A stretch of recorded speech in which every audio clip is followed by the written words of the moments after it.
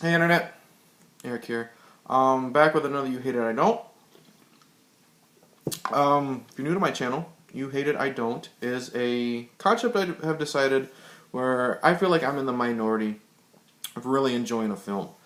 And everyone else hates it, be it fans, be it critics, be it everyone. And this being 2016 and basically being the year of the superhero, because we have a superhero film coming out every other month.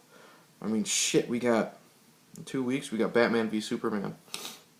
But, I've been reviewing or defending, what have you, superhero films.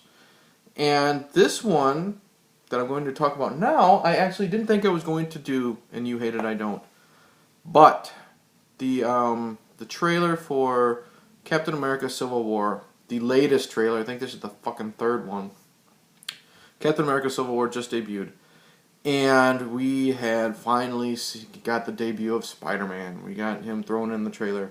And my boner went through the fucking ceiling at work. It was very, embarrassing, but I didn't care.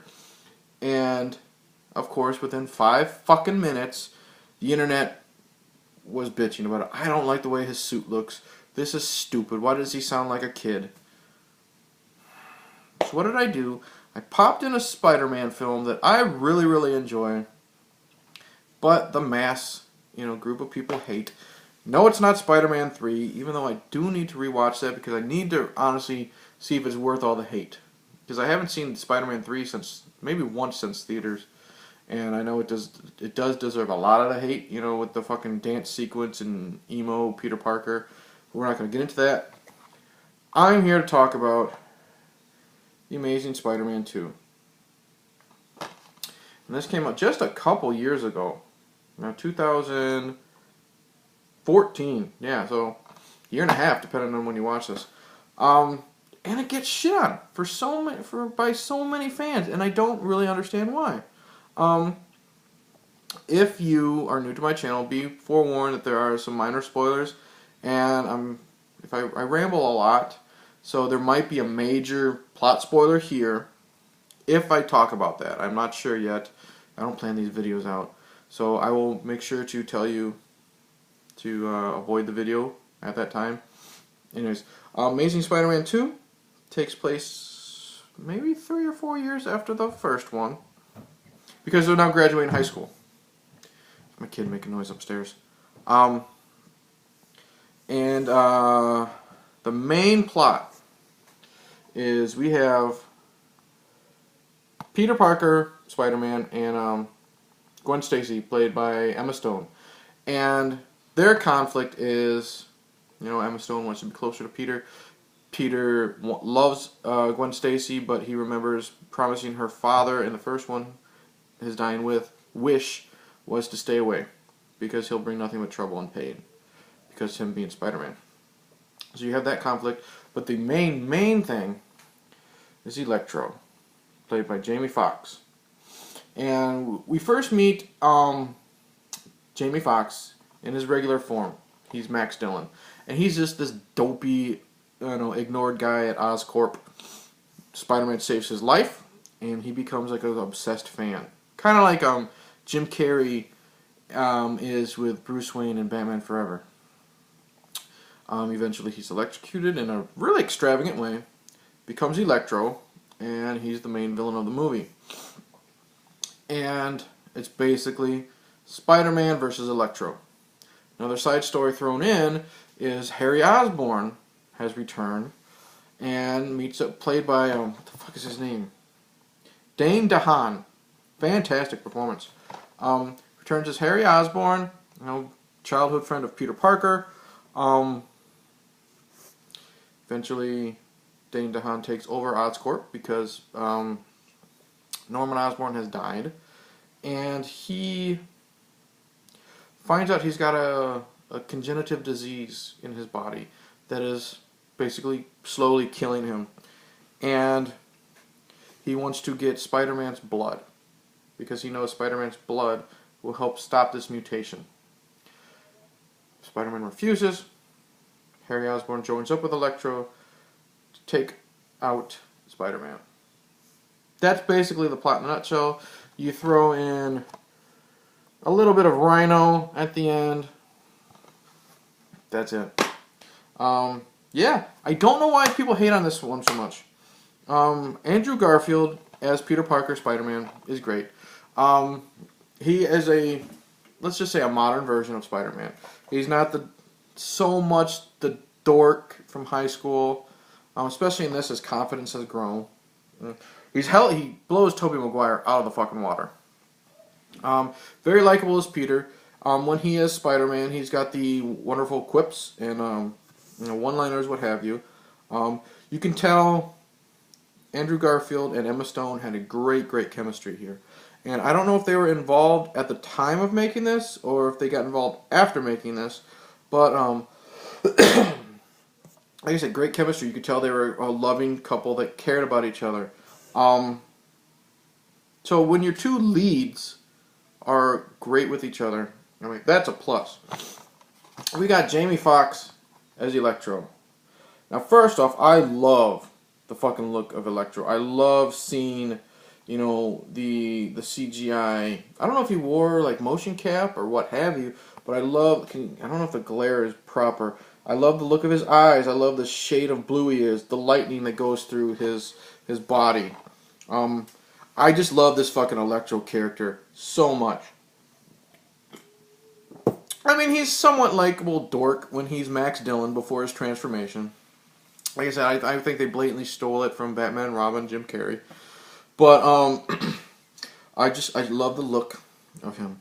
I love it when they have him talk. His voice is sort of through a synthesizer. And they drop the bass and they make it more electronic, something like that. Really well done. And he's vicious. He's very vicious when he gets to the action sequences, wanting to kill Spider-Man. Very well done. Dane DeHaan, when he's Harry Osborn, is great. I first thought I wasn't going to like him because he's a skinny kid with this emo haircut in front of his face, and I thought, oh, alright, he's Harry Osborn. We all know Harry Osborn's been neglected by his father, blah, blah, blah, and he's just going to be this tortured soul. No! Very likable. He's very cool in scenes when he's with Peter. You could tell they have a little bit, they have some history with each other. But then when he starts to slowly die, like I said, and he needs Spider-Man's blood, he turns from likable friend to vicious person. And it's really believable. It's not over the top.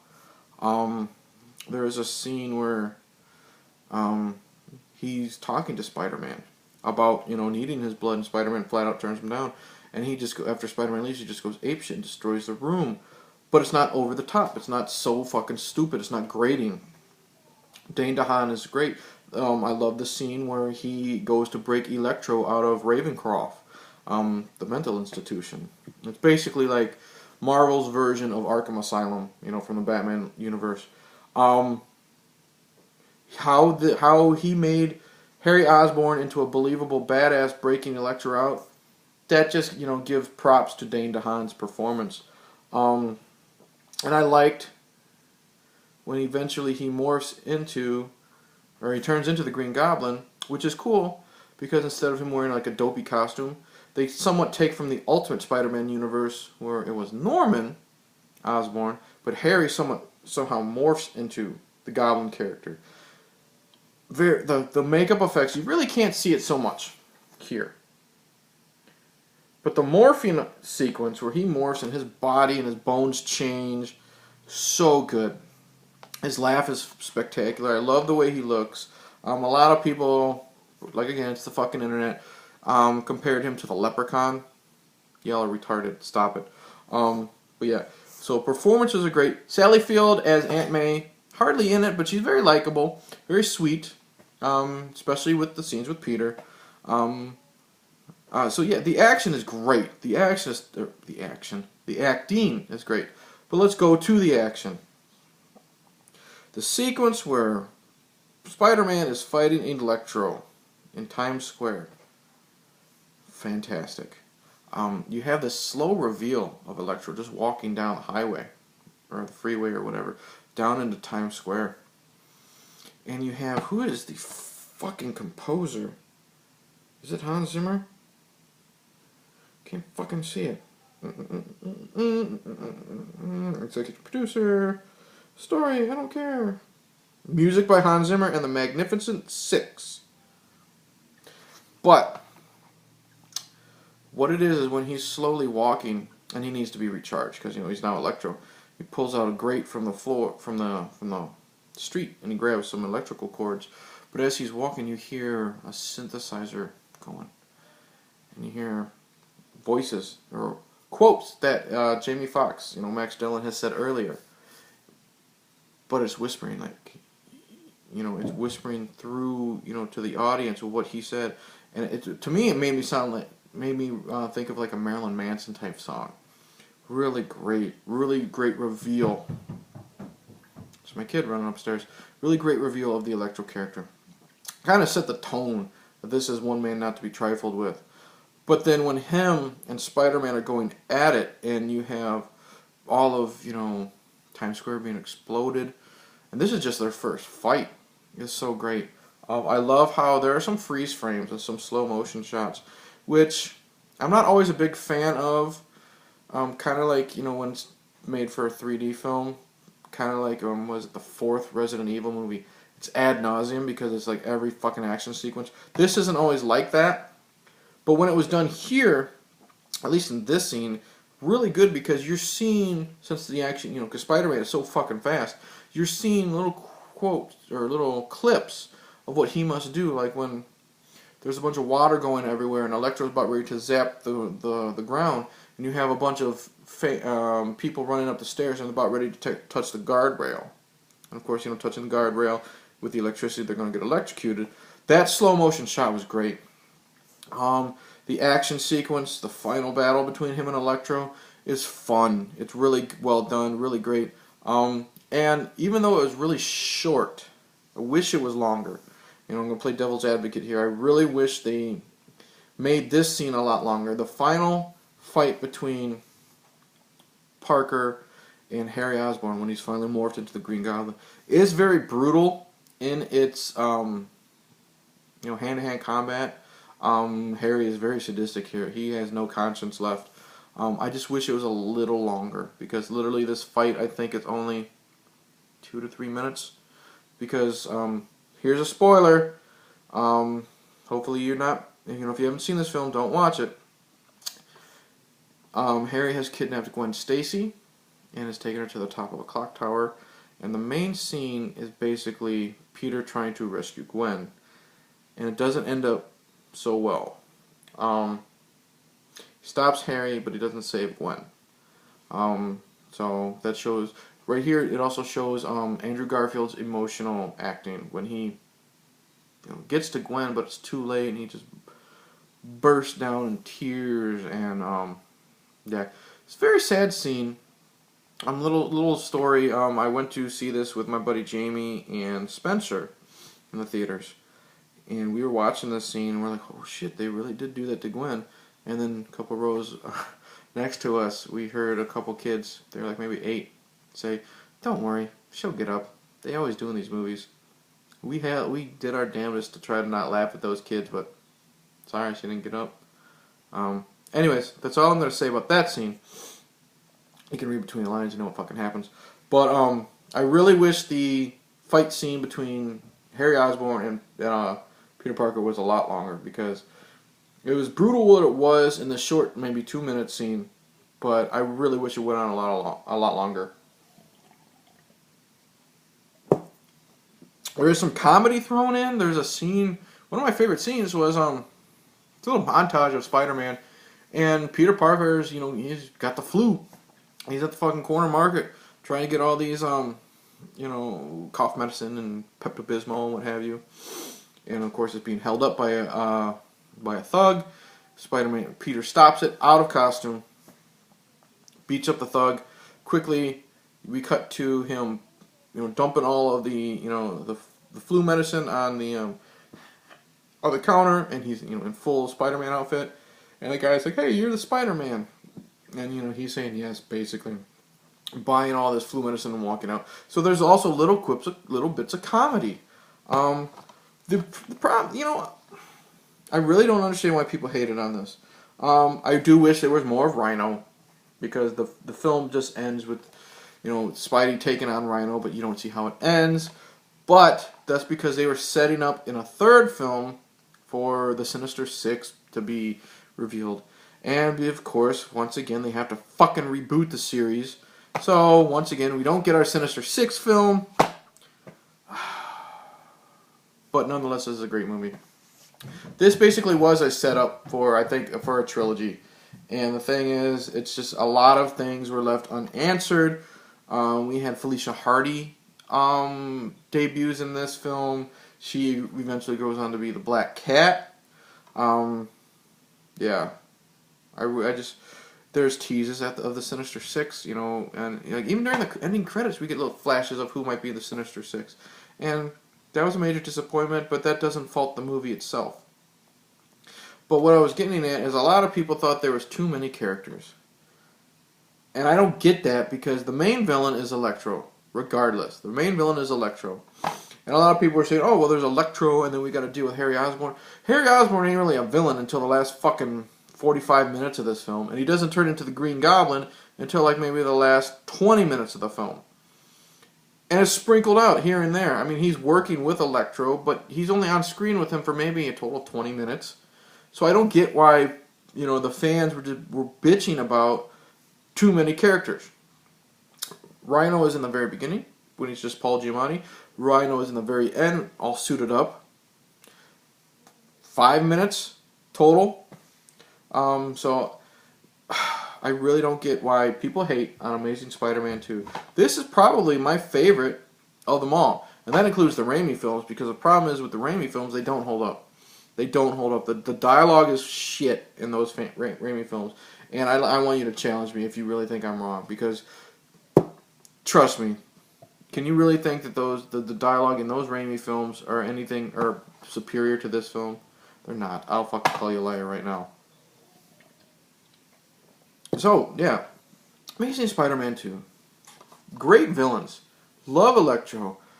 Harry Osborn, when he's normal, Dane DeHaan is great.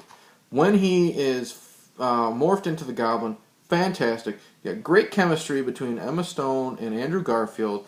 Very, very likable characters. I mean, Gwen Stacy she's smart. She's not always a damsel in distress. I mean, Andrew Garfield blows Tobey Maguire out of the water. Great action sequences, fun action sequences. This movie clocked in at like 2 hours and 15 minutes, something like that. And it didn't really drag. And you also had a nice side story about Peter trying to figure out who his parents were, which was cool because Peter was obviously left by his parents to go live with Aunt May and Uncle Ben. But you never really learn about his parents. And here he's trying to find out what his parents were doing, what his father was doing, what have you. And again, if the fucking series wasn't canceled, we could find out what was going on. But it was still a cool setup for a possible third film. So that's another side story that was good.